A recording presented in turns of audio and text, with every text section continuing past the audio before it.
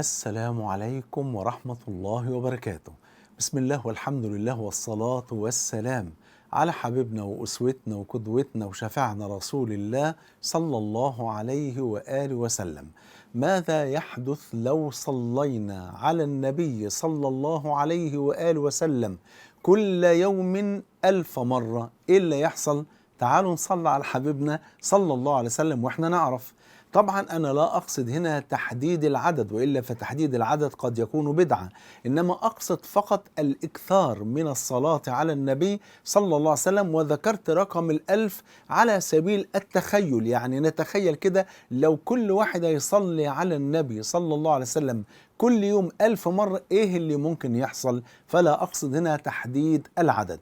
تعالوا نشوف بعض الأحاديث ثم نذكر بعد ذلك ونتخيل لو كل واحد فينا صلى على النبي صلى الله عليه وسلم 1000 مرة، ما هو الثواب والأجر العظيم الذي سنتحصل عليه. في الحديث الذي رواه الإمام أحمد بسند صحيح أن النبي صلى الله عليه وآله وسلم قال: من صلى علي واحدة صلى الله عليه 10 صلوات، وحط عنه 10 خطيئات، ورفع له 10 درجات. ما شاء الله. يعني اللي يصلي على النبي صلى الله عليه وسلم مرة واحدة، لو كان الجزاء من جنس العمل يبقى الواحد ياخد 10 حسنات، أو نخليها 1000 حسنة، أو نخليها 1,000,000 حسنة، لأن قدر النبي عظيم جدا صلى الله عليه وسلم. لكن لا، لأن قدر النبي أعظم من كده مليارات المرات. ولذلك المولى عز وجل جعل لمن يصلي على النبي مرة واحدة صلى الله عليه وسلم، فالله عز وجل في عليائه يصلي عليه 10 صلوات. إيه معنى صلاة الله عز وجل على العبد؟ صلاة الله على العبد أي ثناء الله على العبد بين ملائكة السماوات السبع، وأن يغدق الله من رحمته على ذلك العبد، يعني الثناء والرحمة. طب صلاة الملائكة على العبد بمعنى دعاء الملائكة واستغفار الملائكة لذلك العبد، يبقى صلاة الملائكة على العبد بمعنى الدعاء والاستغفار. ودعاء الملائكة مستجاب لأنهم لا يعصون الله ما أمرهم ويفعلون ما يؤمرون. فبصلاة واحدة على النبي صلى الله عليه وسلم الله عز وجل يصلي عليك ويصلي عليك 10 صلوات. تمام كده؟ وبعدين ويحط عنكم 10 خطيئات، يضرفر لكم 10 خطيئات. والحاجة الثالثة يرفع لكم في الجنة 10 درجات. الله أكبر. إيه الجمال ده كله؟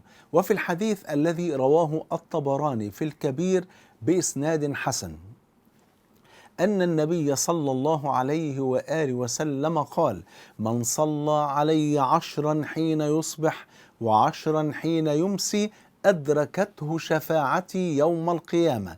وفي الحديث الذي رواه أحمد بإسناد حسن أن النبي صلى الله عليه وآله وسلم قال: من صلى علي صلاة لم تزل الملائكة تصلي عليه ما صلى علي، فليقل عبد من ذلك أو ليكثر. يعني طول ما احنا بنصلي على النبي صلى الله عليه وسلم، طول ما ربنا سبحانه وتعالى بيصلي علينا، والملائكة كمان بتصلي علينا. فالنبي صلى الله عليه وسلم بيقول: فليقل عبد من ذلك أو ليكثر. عايزين نخلي الملائكة تصلي علينا أكتر، نكثر من الصلاة على النبي محمد صلى الله عليه وسلم. وفي الحديث الذي رواه الترمذي بإسناد حسن أن النبي صلى الله عليه وسلم قال: إن أولى الناس بي يوم القيامة أكثرهم علي صلاة. أولى الناس بالنبي صلى الله عليه وسلم يوم القيامة هم أكثر ناس كانوا بيصلوا عليه في الدنيا. فمن أراد أن يكون من أولى الناس بالنبي يوم القيامة صلى الله عليه وسلم فليكثر من الصلاة عليه في الحياة الدنيا. وفي الحديث الأخير الذي رواه الترمذي بسند صحيح عن أبي بن كعب رضي الله عنه وأرضاه أنه قال: قلت يا رسول الله إني أكثر من الصلاة عليك، يعني أريد أن أكثر من الصلاة عليك، فكم أجعل لك من صلاتي؟ يعني أنا عامل وقت كده للذكر، تمام، كم أجعل لك فيه من صلاتي من الوقت يعني؟ قال: ما شئت فإن زدت فهو خير لك. قال له: الربع. قال له: ما شئت فإن زدت فهو خير لك. طب التلت، طب النص، طب التلات ارباع؟ قال له ما شئت فإن زدت فهو خير لك. قال له إذا أجعلها كلها صلاة عليك يا رسول الله صلى الله عليه وسلم. فقال له إذا يعني لو عملت كده يكفيك الله همك ويغفر لك ذنبك، يكفيك هموم الدنيا كلها ويغفر لك ذنوبك، يعني يدخلك الجنة. يبقى إذا نطلع بقى بالنتيجة دي كلها بقى ونتخيل مع بعض. تخيلوا كده لو كل واحد وكل واحدة صلى على النبي صلى الله عليه وسلم في كل يوم 1000 مرة. 1000 مرة دي على المسبحة ممكن تعدي بفضل الله بسهولة، ما تخافوش، يعني مش هتاخد وقت كبير، يعني حتى لو خدت ساعة فاحنا كسبانين. فلو صلينا على النبي عليه الصلاة والسلام، وقلت لا أذكر ذلك على سبيل تحديد العدد عشان ما حدش يقول تحديد عدد، لا ده أنا بذكر على سبيل المثال، وإلا فلا أحدد عدد. عايز تصلي عليه 2000، 10000، 500، زي ما انتوا عايزين. كل ما تزودوا كل ما الخير يعود عليكم في الدنيا والآخرة. فاللي يصلي على النبي عليه الصلاة والسلام في اليوم والليلة 1000 مرة، يعني كل يوم 1000 مرة، إيه النتيجة؟ خدوا معاكم 7 نتائج و7 ثمرات من أعظم الثمرات.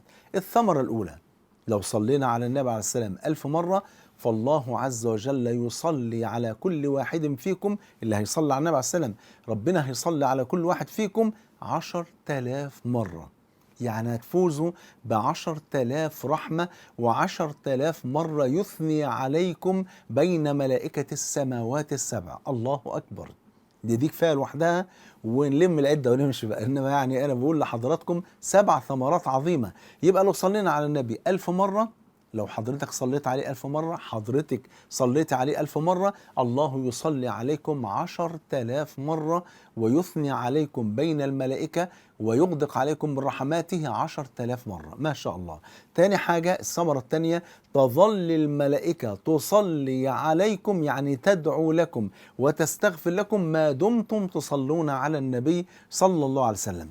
الثمرة الثالثة، الله عز وجل يحط عنكم 10,000 خطيئة، يتغفر لكم 10,000 خطيئة. في حد يا جماعة ممكن يخطئ في اليوم أو يذنب في اليوم 10,000 ذنب؟ طبعا ما فيش. طب لو ما كانش عنده 10,000 خطيئة تتحول إلى حسنات، وهكذا خير وفضل من ربنا سبحانه وتعالى. رقم 4، اللي لو صلينا على النبي عليه السلام في اليوم 10,000 مرة نرفع في الجنة 10,000 درجة. وكما جاء في البخاري أن الحبيب النبي صلى الله عليه وسلم قال: وما بين الدرجتين في الجنة مسيرة 100 عام. الله أكبر، يبقى نترفع في الجنة 10,000 درجة. رقم 5، ودي الثمرة الخامسة، نضمن شفاعة النبي يوم القيامة، لأنه قال: من صلى عليه 10 حين يصبح و10 حين يمسي أدركته شفاعتي يوم القيامة.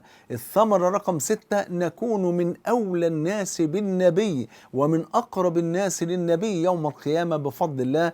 والثمرة السابعة والأخيرة، أن الله عز وجل يكفينا كل هموم الدنيا ويغفر ذنوبنا، أي يدخلنا الجنة. بالله عليكم بعد الثمرات ديت في حد فينا ممكن يقصر في الصلاة على النبي صلى الله عليه وسلم؟ لا أحدد عددا، لكن أنا بقول دي ثمرة لو صلينا على النبي 1000 مرة. اللي عايز يصلي عليه 2000، 3000، 10,000 فبها ونعمة عين، كل ما نزود فهو خير لكم.